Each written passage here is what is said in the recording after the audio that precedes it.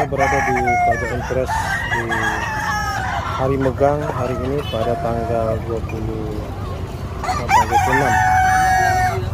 Februari 2025. Ini adalah hari megang hari ini sama besok ya sahabat semua.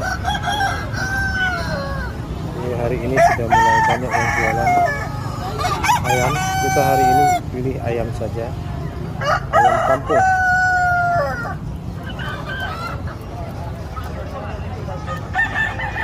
Untuk tahun ini kabarnya terjadi penurunan harga yang dari tahun sebelumnya.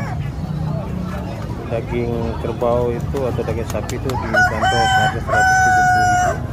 Untuk ayam itu variasi ya. Untuk jantan ada yang 150, ada yang 200 tergantung besar atau kecilnya.